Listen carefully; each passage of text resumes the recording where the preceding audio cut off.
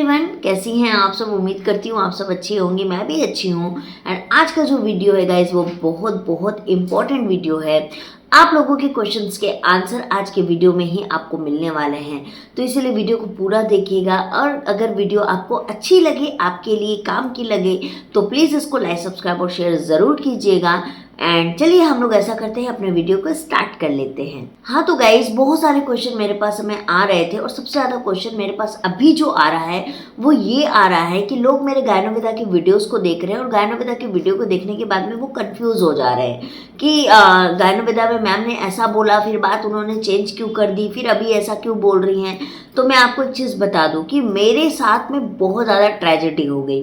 Tragedy ये हुई कि मैंने स्टार्टिंग में गायनोविदा लेना स्टार्ट किया, 5 महीने 6 महीने मैंने समथिंग लिए और उसके बाद मुझे रिजल्ट नहीं मिला। मेरी तबीयत भी ख़राब होनी चालू हो गई, बहुत सारी इश्यूज़ मुझे होनी चालू हो गई। उसके बाद में मैंने मेडिसिन को बंद कर लिया। मेडिसिन बंद करने के बाद में मैंने वेदास केयर लिया। वेदास केयर को भी मैंने 2 महीने खाया, लेकिन मुझे क्या था कि मुझे रिजल्ट जल्दी चाहिए था और वेदास केयर भी मैंने बंद कर दिया। वापस से मैंने गायनोविदा स्टार्ट किया और गायनोविदा जब मैंने स्टार्ट किया तो मुझे 1-1.5 महीने खाने के बाद में मेरी प्रेगनेंसी कंसीव हो गई। तो गाइस, मेडिसिन खाने के बाद में मेरी प्रेगनेंसी गायनोविदा से ही कंसीव हुई थी। अब मुझे इशू पहले क्या हुए थे गायनोविदा से, ये मैं आज आपको एक निचोड़ बताने वाली हूँ इस वीडियो को, क्योंकि इस वीडियो में मैं इसको क्लैरिफाई करूंगी। उसके बाद में कोई भी क्लैरिफिकेशन मैं इस टॉपिक पे नहीं देने वाली हूँ, क्योंकि आप लोग पुराने वीडियो तो देख लेते हो, लेकिन कंटिन्यूसली जो चीज़ें चल रही है वो आप नहीं देखते हो। तो गाइस, गायनोविदा जब मैंने 5 महीने 6 महीने लिए, मुझे रिजल्ट नहीं आया, तो मेरे साथ प्रॉब्लम ये हुई कि मेरी तबीयत बिगड़ना चालू हो गई थी। और मेरी तबीयत बिगड़ने का रीज़न था कि उसी टाइम मुझे डायबिटिक हिट कर गया। डायबिटिक हिट करने का ऐसा हुआ, अब मेरी एज है 32 ईयर और मुझे जब डायबिटिक आया तो मेरे लिए वो डिप्रेशन हो गया कि यार मुझे डायबिटिक कैसे हो सकता है। मतलब मैं उसको एक्सेप्ट ही नहीं कर पाई कि मुझे डायबिटिक हो गया और मैं बहुत दिन तक डिप्रेशन में चली गई थी। और मुझे ऐसा लगता था ना कि मैं शायद गायनोविदा से मुझे डायबिटिक हो गया, मेरे माइंड में यही था गाइस। लेकिन ये सच नहीं है, ये सच नहीं है कि मुझे गायनोविदा से डायबिटिक हुआ। अगर होता तो जब मैंने दोबारा स्टार्ट की तो मेरी प्रेगनेंसी कंसीव नहीं होती, है ना। उसके बाद मेरी प्रेगनेंसी कंसीव हो गई। कंसीव होने के बाद में 2-3 महीने मेरी प्रेगनेंसी रही। 3 महीने के बाद में मेरा मिसकैरेज हो गया। मिसकैरेज होने के बाद में मैंने वेदास केयर तो मैं बहुत पहले ही छोड़ चुकी थी। उसके बाद में मैंने डिसीजन लिया कि नहीं, मैं अपने लोकल में ही दिखाऊंगी, क्योंकि मुझे आंसर्स चाहिए। और गायनोविदा में मेरे साथ पहले एक प्रॉब्लम हो गई थी कि गायनोविदा की जो डॉक्टर हैं उनसे मैं कंसल्ट करना चाहती थी, लेकिन मेरी उनसे बातचीत नहीं हो पा रही थी। मेरे कुछ क्वेश्चन थे उनको गायनोविदा से रिलेटेड, जिसका आंसर उन लोगों ने मुझे नहीं दिया था। तो मेरे अंदर भी गुस्सा था कि मुझे आंसर क्यों नहीं मिल रहा है, क्यों मेरी बातों का रिप्लाई नहीं किया जा रहा है। तो इस वजह से भी मुझे गायनोविदा से थोड़ी सी ये हो गया था कि यार मेरी बातों का रिप्लाई क्यों नहीं कर रहे हैं ये लोग, ठीक है। तो ये चीज़ें थी कुल मिला के, ठीक है। उसके बाद जब मेरा मिसकैरेजेस हो गया तो मैंने एलोपैथिक डॉक्टर को दिखाना चालू किया, जिससे मैं आज भी कंटिन्यू हूँ। और आज मैं उनके साथ कंटिन्यू हूँ। मुझे ऑलमोस्ट 8 से 10 महीने हो गए जो मैं कंटिन्यू उनके साथ ट्रीटमेंट करवा रही हूँ। वो सिंगल डॉक्टर है और मैं उन्हीं के साथ हूँ। होने के बाद में फिर क्या हुआ कि मेरा ट्रीटमेंट हुआ। IUI मैंने करवाया, लोकल IUI करवाने के बाद में मेरा IUI फेल हुआ। फेल होने के बाद में फिर कंटिन्यू मेडिसिन चली और मेरा ऑटोमेटिकली नेचुरली कंसीव हो गया। मेरा 2 महीने से लेकर 3 महीने तक रहा बेबी। उसके बाद में मेरा मिसकैरेज हो गया। तो गाइज, इसमें ओवरऑल द स्टोरी मेरी जो है वो आपकी भी होगी, क्योंकि जब हमको रिजल्ट नहीं मिलता है हम हज़ारों जगह घूमते हैं। शायद हमको पत्थर में भी भगवान दिखने लगता है कि हमको रिजल्ट चाहिए और उसके लिए क्या सही क्या गलत समझ में नहीं आता है। सेम मेरे साथ हुआ कि मुझे रिजल्ट नहीं मिल रहा था। मैं हर तरह के डॉक्टर के पास जाती थी, दिखाती थी, सब कुछ करती थी। मुझे 2 बार मेरा नेचुरली कंसीव भी हुआ। इसीलिए IVF का तो सवाल पैदा नहीं होता है, क्योंकि IVF वो लोग करते हैं जिनको कंसीव ही नहीं होता है, बट मेरा तो होता है।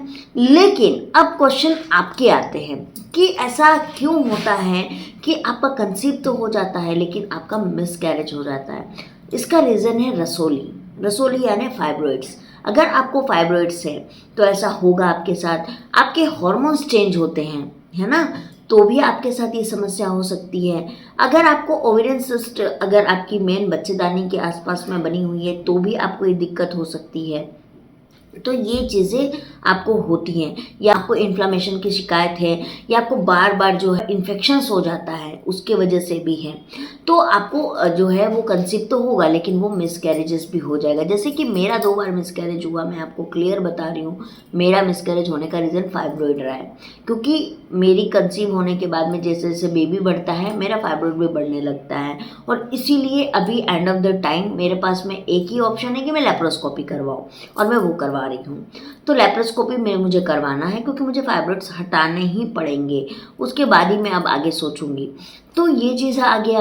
अब बात करते हैं कि इतनी सारी चीज़ें मेरे साथ हुई, और मैंने अपनी उन सारी चीज़ों को आपके सामने रखा है गाइस। मैं कहीं पे गलत हो सकती हूँ, कहीं पे सही हो सकती हूँ। मैं ये नहीं बोल रही हूँ कि मैं 100% सही हूँ, पर जो मेरे साथ हुआ है, मैं एज अ ऑडियंस की तरह आपको बता रही हूँ कि मैंने वो चीज़ें की है इस चीज़ों के लिए। जिसकी एज 32 हो रही है, जिसकी शादी के 4 से 5 साल होने जा रहे हैं, वो कौन सी वुमेन है जो परेशान नहीं होगी? आप मुझे थोड़ा बताइएगा। उस वक्त ये जो बुद्धि है ना, वो काम करनी बंद हो जाती है।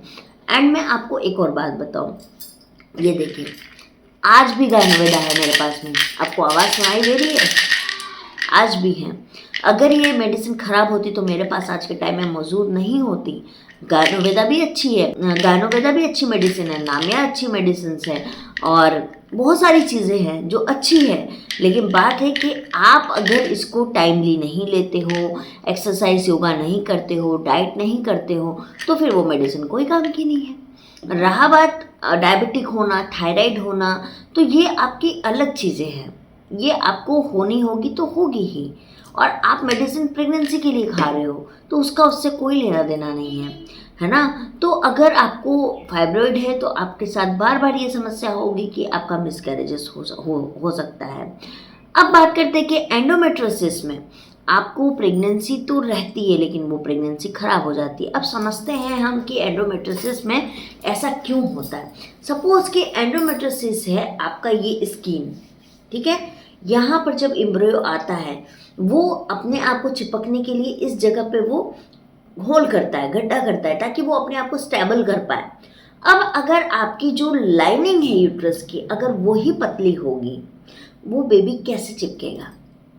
सपोज चिपक गया, लेकिन डे बाय डे तो वो बड़ा होगा ना एम्ब्रियो, उसका वेट वो परत कैसे ले पाएगी? नहीं ले पाएगी।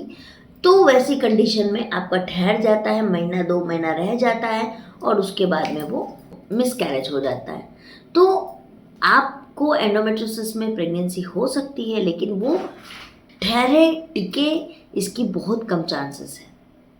तो आपको क्या करना है कि गर्भ धारण करने से पहले आपको आपके फाइब्रॉइड्स का, एंडोमेट्रोसिस का, अगर ओवेरियन सिस्ट है उसका, या आपके हार्मोनल बैलेंस नहीं है, या आपको इरेगुलर पीरियड की समस्या है, आपको उसको जड़ से ख़त्म करने की ज़रूरत है। अगर आप एलोपैथ में है, आपको इंजेक्शन हार्मोन्स के दिए जाएंगे, टैबलेट्स हार्मोन्स की खिलाई जाएगी, हार्मोन को बैलेंस करने के लिए हार्मोन की टैबलेट्स दी जाती हैं।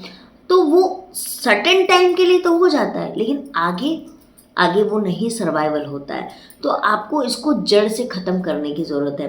मैंने वेदास केयर भी लिया है, वेदास केयर की भी मेडिसिन अच्छी है, मैं उसको भी ख़राब नहीं बोलूँगी। हाँ, लेकिन मेरे साथ एक ही प्रॉब्लम है कि अगर कोई मुझसे अच्छे से बात नहीं करता है, तो फिर मैं उसके साथ काम नहीं करती हूँ। सिंपल सी बात है। आज मैं आपको इसका जवाब दे रही हूँ कि मुझे चाहिए कि हाँ, अगर मैं कुछ पूछ रही हूँ मुझे उसका जवाब मिले। और आप लोग भी इस बात से एग्री करिएगा कि आप लोग जब मुझे कमेंट करते हो, मुझसे कोई क्वेश्चन पूछते हो, तो मैं आपको उसको प्रॉपरली आंसर करती हूँ, चाहे वो कमेंट नेगेटिव हो, चाहे वो कमेंट पॉजिटिव हो। क्यों? क्योंकि मैं भी ये उम्मीद करती हूँ कि मैं अगले से जब कोई क्वेश्चन पूछूँ तो वो मुझे जवाब दे दे, और जब मुझे वो चीज़ नहीं मिलता है तो फिर मैं नहीं करती हूँ। अब जैसे आप लोग भी बहुत सारे हेल्थ चैनल्स देखते होंगे, क्योंकि इश्यूज़ है आपको, आप देखोगे, this is the normal thing. तो अगर आप कहीं पे चैनल देख रहे हो, आपको क्वेश्चन पूछ रहा है, आपको आंसर नहीं मिलता है वहाँ, आपको क्या लगता है आप कब तक उस चैनल को फॉलो करोगे? ये बताओ। आप नहीं करोगे, आप अनसब्सक्राइब कर देते हो और आप वहाँ से निकल जाते हो। तो देखो, यहाँ यही चीज़ है कि अगर आपको रिस्पॉन्ड नहीं मिलेगा, आप उसको देखना बंद कर दोगे। सेम चीज़, मेरे साथ भी यही रहा। मैं अगर कोई दवाई खा रही हूँ, मुझे उस दवाई से इशू आ रहे हैं, तो मैं भैया जो दवाई विक्रेता है या जिसकी वो मेडिसिन है, मैं उससे तो सवाल तो करूँगी ना कि मुझे क्या इशू हो रहे हैं। अगर मुझे वो जवाब नहीं देगा तो मैं उसकी मेडिसिन क्यों खाऊं? क्योंकि पैसे तो मुझे खर्च करने, कोई फ्री में तो ट्रीटमेंट हो नहीं रहा है। तो जब मुझे पैसे खर्च करके अपना ट्रीटमेंट ले रही हूँ मैं, तो फिर मैं क्यों एडजस्टमेंट करूँ? सेम बात है गाइस। उसके बाद मुझसे गायनोवेदा वालों ने बहुत कांटेक्ट किया, ज्वाइनिंग के लिए मुझे बोला, एज अ कंसल्टेंस में मुझे ज्वाइनिंग के लिए उन्होंने दिया ऑफर। आपको मैं बता दूं, मैंने 10 दिन काम भी किया। मैं जो कपल्स थे उनको मैं काउंसलिंग करती थी। लेकिन उसके बाद में फिर मैंने कहा कि नहीं, मेरे को कुछ नहीं करना, मेरे को अभी अपना बेबी प्लानिंग कर रही हूँ, मुझे उसके ऊपर ध्यान देना है।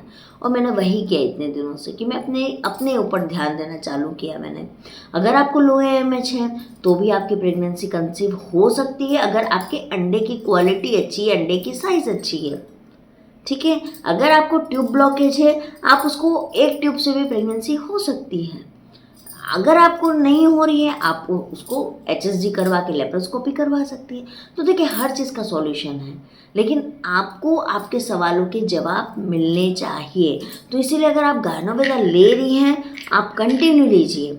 मैंने आपको बताया मेरे साथ क्या इशू हुए थे, लेकिन अगर आप ले रही हैं, आप इसको लीजिए। मेरे पास भी रखी हुई है, इनफैक्ट मैं भी कभी कभी इसको, मतलब मेरे पास भी रखी हुई है। तो ऐसा कुछ भी नहीं है गाइस, विश्वास की बात है, ट्रस्ट की बात है। आपको अगर फ़ायदा कर रहा है तो आपको डेफिनेटली लेनी चाहिए। मैं बस इतना ही बोलूँगी। इसके बाद से आगे मैं ऐसे कोई वीडियो नहीं बनाऊँगी। हाँ, मैं मेडिसिन रिव्यू ज़रूर करूँगी, क्योंकि ये मेरा चैनल मेडिसिन रिव्यू का ही है। मार्केट में जितनी भी मेडिसिन आएगी मैं उसके रिव्यूज़ ज़रूर करूँगी। इनफैक्ट मैं पैरासीटामोल के बारे में भी आपको बताने वाली हूँ कि पैरासीटामोल से क्या क्या चीज़ें अभी हो रही है। और आपको एक चीज़ पता है, आज के टाइम पे इतनी इनफर्टिलिटी होने का रीज़न जो कोविड के इंजेक्शन्स पड़े हैं, उसका भी इम्पैक्ट हमारी बॉडी पे पड़ा है। उसने हमारे क्या बोलते हैं, कोविड के इंजेक्शन्स ने हम पर इम्पैक्ट किया, हमारे DNA पे इम्पैक्ट किया है। तो है इशू गाइस, है, लेकिन हमको तो फिर भी सॉल्यूशन खोजना है। तो इसीलिए आप लोग अगर मेरी बात से सहमत है तो प्लीज़ कमेंट में आप लोग मुझे ज़रूर बताइएगा, और नहीं सहमत है तो भी आप मुझे बताइएगा।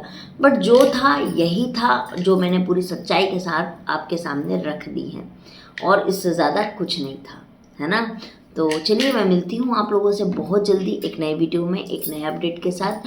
एंड ऐसे ही मुझे प्यार देते रहिएगा, सपोर्ट करते रहिएगा। चलिए, है ना, बाय बाय।